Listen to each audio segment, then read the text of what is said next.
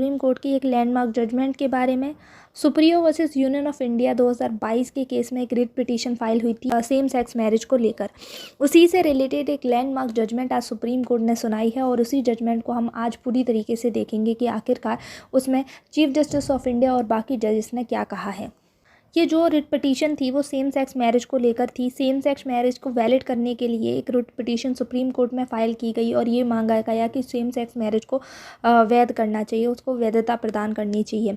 इसी केस में लेकर सुप्रीम कोर्ट ने अपना फैसला सुनाया है और फैसला जो है 3/2 की बेंच से सुनाया गया है।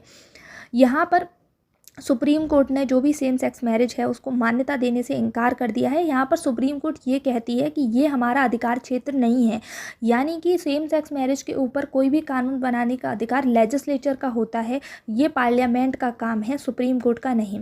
तो supreme court same sex marriage का फैसला सुनाते हुए चीफ जस्टिस DY चंद्रचूड़ ने ये भी कहा कि supreme court special marriage act के जो भी प्रोविज़न्स हैं उनमें से प्रोविज़न जो सेम सेक्स मैरिज को अलाउ नहीं करते हैं उनको रद्द नहीं कर सकती है। और यहाँ पर इम्पॉर्टेंट चीज़ ये है कि सेम सेक्स मैरिज के साथ साथ जो भी LGBT कम्युनिटी के साथ भेदभाव होता है या फिर उनके साथ जो भी कुछ गलत होता है उसको रोकने के लिए कुछ गाइडलाइंस दी गई हैं और ये गाइडलाइंस सेंटर के लिए और पुलिस जो भी फोर्सेस हैं उनके लिए हैं कि आप इन गाइडलाइंस का पालन कीजिए और जो भी भेदभाव LGBT कम्युनिटी के साथ हो रहा है उसको रोकिए।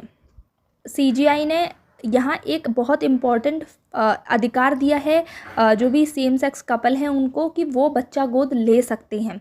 तो बच्चा गोद लेने का यानी कि जो अडॉप्शन का राइट है वो भी एक इम्पॉर्टेंट राइट है जो LGBTQ कम्युनिटी को दिया गया है। LGBTQ कम्युनिटी के राइट्स को लेकर, विवाह को लेकर, ये सारे मुद्दों को लेकर एक CGI ने कमेटी बनाने का सुझाव दिया है जो कमेटी रिकमेंडेशन देगी इस सारी। जस्टिस ऑफ इंडिया ने यहाँ पर कहा है कि जीवन साथी चुनना जीवन का एक महत्वपूर्ण हिस्सा है।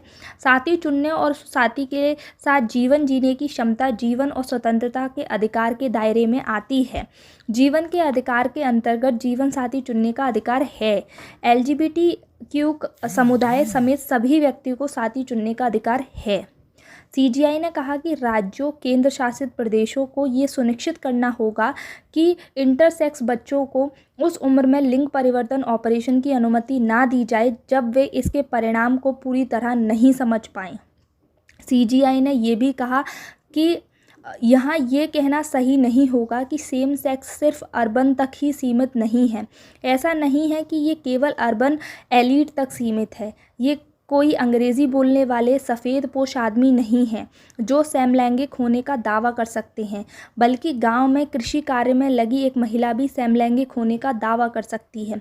शहरों में रहने वाले सभी लोगों को कुलीन नहीं कहा जा सकता। समलैंगिकता मानसिक बीमारी नहीं है। उन्होंने कहा कि विवाह का रूप बदल गया है। ये चर्चा दर्शाती है कि विवाह का रूप स्थिर नहीं है। सती प्रथा से लेकर बाल विवाह और अंतर जातीय विवाह तक विवाह का रूप बदला है। विरोध के बावजूद विवाहों के रूपों में परिवर्तन आए हैं। CGI ने आगे कहा कि प्रेम मानवता का मूलभूत गुण है। CGI ने कहा कि शादी करने का कोई मौलिक अधिकार नहीं है। CGI ने यहाँ कहा कि अदालत केवल कानून की व्याख्या कर सकती है, कानून नहीं बना सकती। उन्होंने कहा कि अगर अदालत LGBTQA+ कम्युनिटी के सदस्यों को शादी का अधिकार देने के लिए विशेष स्पेशल मैरिज एक्ट की सेक्शन 4 को पढ़ती है या इसमें कुछ शब्द जोड़ती है तो यह लेजिस्लेटिव जो भी पावर्स हैं उनमें प्रवेश कर जाना होगा, उनमें इंटरफेयर कर जाना होगा, इसलिए वो नहीं कर सकती।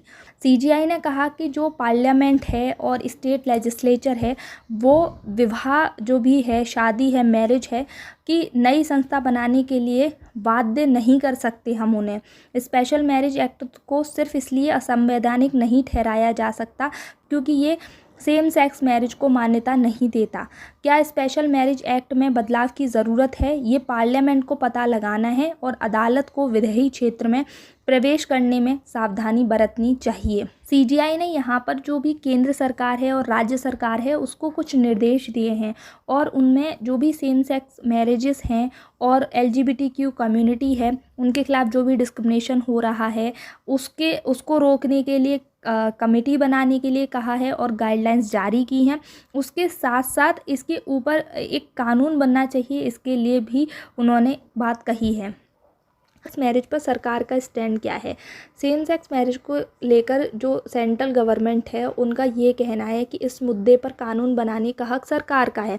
सरकार का कहना है कि ये ना सिर्फ देश की संस्कृति और नैतिक परंपरा के खिलाफ है, बल्कि इसे मान्यता देने से पहले 28 कानूनों के 160 प्रावधानों में बदलाव करना होगा और पर्सनल लॉ से भी छेड़छाड़ करनी